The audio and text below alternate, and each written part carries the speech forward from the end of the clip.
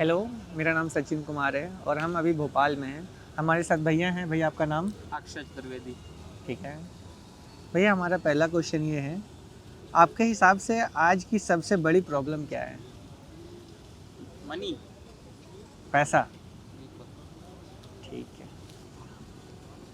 हमारा दूसरा क्वेश्चन है, क्या आपको लगता है कि एजुकेशन सिस्टम सच में स्टूडेंट्स को तैयार कर रहा है आगे फ्यूचर के लिए? एजुकेशन सिस्टम ही प्रॉब्लम है। कैसे, क्या-क्या दिक्कतें हैं आपके हिसाब से? हमारा एक्सपीरियंस कहता है कि हमने फर्स्ट से लेके 12th तक की जो भी हमने पढ़ाई की, फर्स्ट से लेके 8th तक हमने जो हमारा एक्सपीरियंस कहता था, टीचर जो पढ़ाते थे रटाते थे, बच्चों को कोई एक्सपीरियंस नहीं।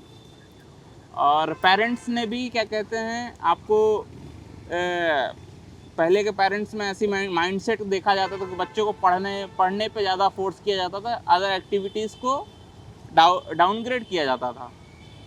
और अभी के टाइम पे क्या है, कभी आज के टाइम पे जो पेरेंट्स हैं, जो बच्चे आज के टाइम पे तो पढ़ने के साथ साथ other activities, sports, dancing, singing, ये सारी चीज़ों पे लोग अपना करियर ऑप्शन देखते हैं। और पहले लोग पढ़ाई पे ज़्यादा फोकस करते थे। आज आप देख लो, दो एग्ज़ाम है, आईआईटी और आईआईटी जेई और नीट। इसमें 10 लाख 25 लाख बच्चे सिर्फ डॉक्टर बनने के लिए। इतनी तो सीट भी नहीं है। हमारा एजुकेशन सिस्टम है क्या? कुछ नहीं है। बाहर के मुकाबले में, बाहर में आप देखो, वहाँ हर एक चीज़ को आप प्रमोट किया जाता है। यूएस में जाओ तो आपको स्टाइपेंड मिलता है। जब आप 12th क्रॉस करते हैं 18 साल के बाद, आपको वहाँ की गवर्नमेंट आपको स्टाइपेंड देती है कि आप 2-3 साल कुछ अच्छा करिए, स्टार्टअप करिए। यहाँ तो कोई चीज़ का प्रमोशन ही नहीं है। बस जिसका पहुँच है, जिसका पैसा है, उसी का नाम चल रहा है और हो गया। आपने क्या पढ़ाई की है?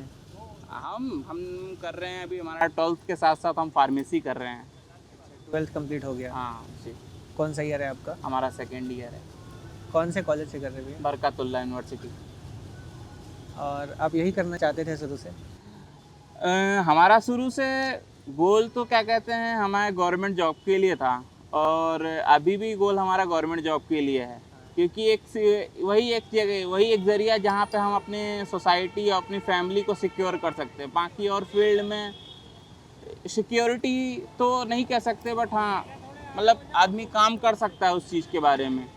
बट सिक्योरिटी जो है वो गवर्नमेंट जॉब में है। और आज के टाइम पे लोग गवर्नमेंट जॉब के लिए इतना पीछे भाग रहे हैं कि कोई उसका वही नहीं है, कोई तुक ही नहीं बनता है।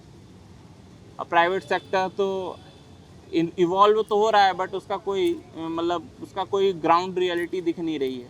तो उसकी जो रिक्रूटमेंट है वो तो टाइम से होनी चाहिए। रेलवे का मैं अभी जस्ट फॉर्म डाला हूँ, मेरे 6 महीने से रेलवे का फॉर्म डाला है, 6 महीने हो गए, अभी तक कोई उसका एग्ज़ाम का कोई नहीं। अभी एनटीपीसी का एग्ज़ाम हो रहा है, एसएससी का एग्ज़ाम हो रहा है, कहीं पेपर वो हो रहे हैं, कहीं पेपर क्या कहते हैं अच्छे से नहीं हो पा रहे हैं। जब सारी सिस्टम ही करप्ट है, सिस्टम ही नहीं चल रहा है, तो क्या मतलब है। बेरोजगारी का ग्राउंड रियलिटी आपको पता है आपके एरिया में कैसा है? बेरोजगारी देखा जाए तो हर एक फील्ड में आप देख सकते हैं। इंजीनियरिंग फील्ड, मेडिकल फील्ड, अपने मैनेजमेंट फील्ड में। बेरोजगारी का आपके एरिया में क्या ग्राउंड रियलिटी है? कितने लोग बेरोजगार हैं या कितने लोग जॉब में हैं? कितने लोग जॉबलेस हैं? मतलब क्या है आपके एरिया में, कैसे हैं लोग? सब लोग जॉब में हैं? हम अपने फैमिली से शुरू करेंगे। हमारे फैमिली में मैक्सिमम लोग एक हमारे यहाँ प्राइवेट में भी हैं, गवर्नमेंट में भी हैं। बट देखा जाए तो हमारे एरिया में देखा जाए तो हर सेक्टर के लोग बेरोजगार बैठे हुए हैं। उसकी रिक्रूटमेंट की वेट कर रहे हैं। कोई रिक्रूटमेंट सालों में आती है, कुछ सालों में आती है, 2 सालों में आती है। तो लोगों का जैसा एजुकेशन का जो फ्लो है वो टूट जाता है। तो लोग अब उसके उनके पास कोई बैकअप ऑप्शन नहीं है। कोई भी ये रिक्रूटमेंट ऑन पेपर अच्छी जाती है, बट ग्राउंड में उस चीज़ को इम्प्लीमेंट करना टफ हो गया है। और गवर्नमेंट तो इस सेक्टर में कोई चीज़ का वही देख ही नहीं पा रही है। आज के टाइम पे वुमेन्स को 1200 रुपये हर महीने के वो मिलते हैं, उनको एक लाडली बहना योजना अपने एमपी में है, उस तरह का मिल रहा है। एक होता है 1200 रुपये आप किसी को दे के आप उसका सिर्फ मुंह बंद कर रहे हैं। जो अभी पॉलिटिशियंस है उनसे आपको क्या शिकायत है? पॉलिटिशियन, पहली बात, पॉलिटिशियन कभी सच नहीं बोलते। जनता को तो हर एक चीज़ में शिकायत ही इनको नज़र आती है। आप देखिए, आप अपने भोपाल में ही देख लीजिए। भोपाल में आप यहाँ आप अभी हम लोग इंटरव्यू जहाँ दे रहे हैं वो डीबी सिटी मॉल है, यहाँ पे हर चीज़ें रोड्स वगैरह। आप अभी कॉलोनी में चले जाएंगे, वहाँ इतने बड़े बड़े गड्ढे, इतने बड़े बड़े गड्ढे हुए हैं रोड पे, रोड टूटी हुई हैं, सारी चीज़ें यहाँ पे अस्त व्यस्त हैं। यहाँ पे बस कोई चीज़ का अनाउंसमेंट होता है, उस चीज़ को कोई कंप्लीट नहीं हो रहा है। मेट्रो का काम 6 साल से चल रहा है, अभी तक मेट्रो का काम कंप्लीट नहीं हुआ। गवर्नमेंट पॉलिटिशियन अगर अच्छे होते, अगर किसी चीज़ पे दबाव बनाते तो उस काम को वो टाइम पे करते, उस चीज़ को इम्प्लीमेंट भी करते। बट हो गया, पॉलिटिशियन है, चुनाव आ गया, चुनाव जीत गए, बस वो अपने घर हम अपने घर।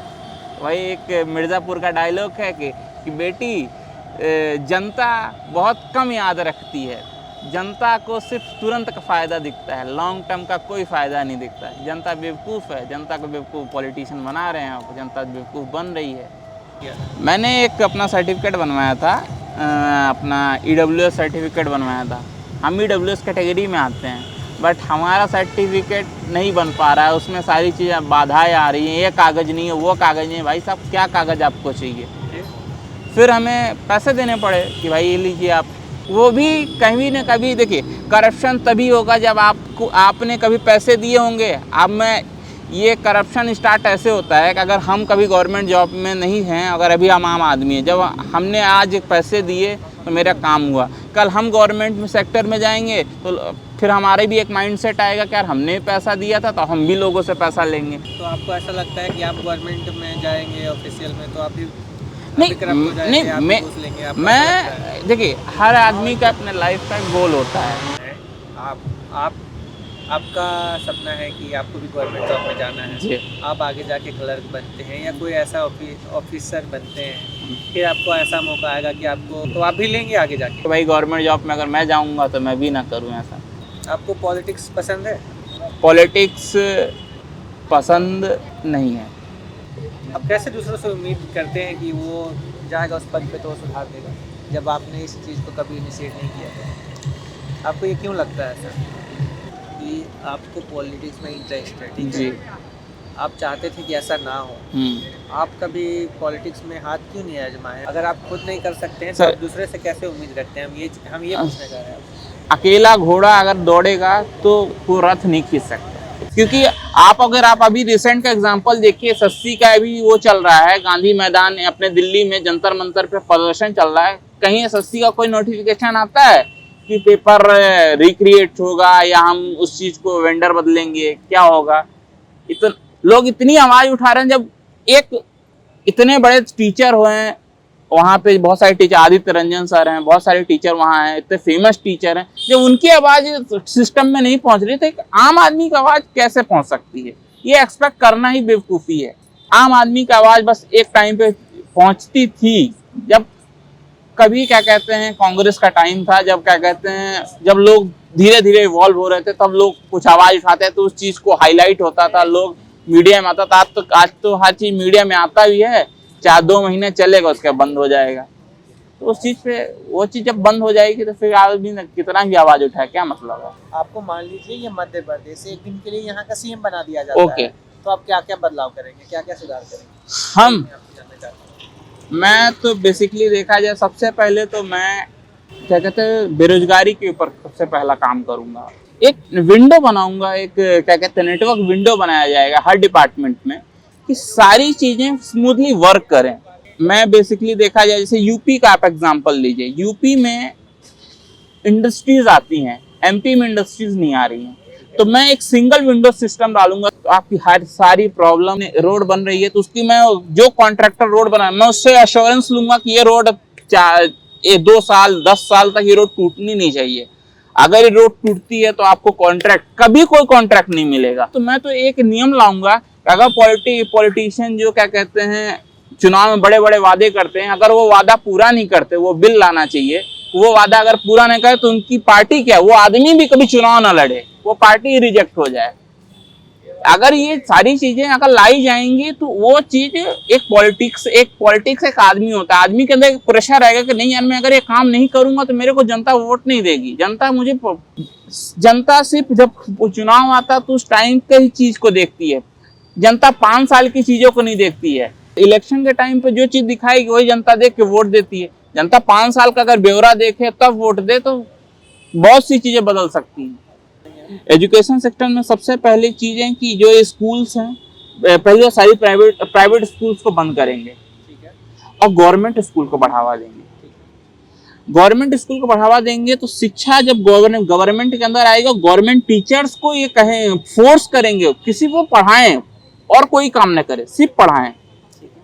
अगर आप सिर्फ पढ़ाएंगे तो और बच्चों पे और आपने ऐसा कहा हाँ। कि जितने भी प्राइवेट स्कूल्स हैं हाँ। इंस्टीट्यूशन है उसको बंद कर देंगे जी। और सबको गवर्नमेंट बना देंगे। हाँ जी, ऐसा बोला या जी जी जी, नहीं प्राइवेट को बंद करके नया नया नहीं, गवर्नमेंट नहीं, जो भी प्राइवेट चीजें हैं उसको हम अपने गवर्नमेंट के अंदर में रेगुलेट करेंगे, सेमी गवर्नमेंट टाइप। पर मैं गवर्नमेंट सेक्टर को इतना अच्छा कर दूंगा लोग प्राइवेट सेक्टर में जाए ही नहीं। मैं खुद गवर्नमेंट स्कूल से पढ़ा हूँ, मैं गवर्नमेंट एक्सीलेंस स्कूल सिंगरौली से पढ़ा हुआ हूँ। मैं अपने एक्सीलेंस स्कूल में पढ़ा हूँ, गवर्नमेंट स्कूल में। मेरा स्कूल में हर चीज़ें थी, बट टीचरों के पास टाइम नहीं है। टीचरों को चुनाव में कभी ड्यूटी लगा दिए, कहीं कुछ हो गया, कभी कुछ हो गया। हमारे यहाँ टीचर भी अच्छे थे, बट कोई टीचर आज मुझे वो टीचर पढ़ा रहा है, कल वो मुझे टीचर ही नहीं पढ़ा, उसका ट्रांसफ़र हो गया। यही करूँगा कि गवर्नमेंट में जो जितने भी वर्कर हैं, गवर्नमेंट टीचर हैं, जितने भी टीचर हैं, वो सब सिर्फ पढ़ाने फोकस करें। वो डेली आए, जो उनमें प्रॉब्लम है वो सारी चीज़ें प्रॉब्लम को हम देखेंगे, गवर्नमेंट देखेगी। टीचर क्या पढ़ा रहा है, जो अपने डिस्ट्रिक्ट एजुकेशन ऑफिसर होता है वो आके हर सप्ताह या हर तीसरे दिन आके स्कूल्स का दौरा करे, जो देखे कि वहाँ पे क्या पढ़ा रहे हैं, क्या अच्छी चीज़। अगर आप ऊपर से जब प्रेशर आएगा कि हाँ ये करेंगे, बर्गर किंग ऊपर से आके ले आए हो। आप देख सकते हैं, हम तब से भैया से बैठे हैं, भैया कितने परेशान हैं। भैया एक डिलीवरी पार्टनर है, जोमेटो या स्विगी में है, स्विगी में है। ये तब से वेट कर रहे हैं कि इनका ऑर्डर आए और ये लेके जाए। आप कंटिन्यू कीजिए। मैं यही कहूँगा सर कि जैसे गवर्नमेंट टीचरों को सिर्फ पढ़ाने का काम किया जाए और कोई काम उनको ना करें। अगर वो सिर्फ पढ़ाएंगे और ऊपर से प्रेशर रहेगा तो पढ़ाएंगे भी, बच्चे आगे पढ़ेंगे।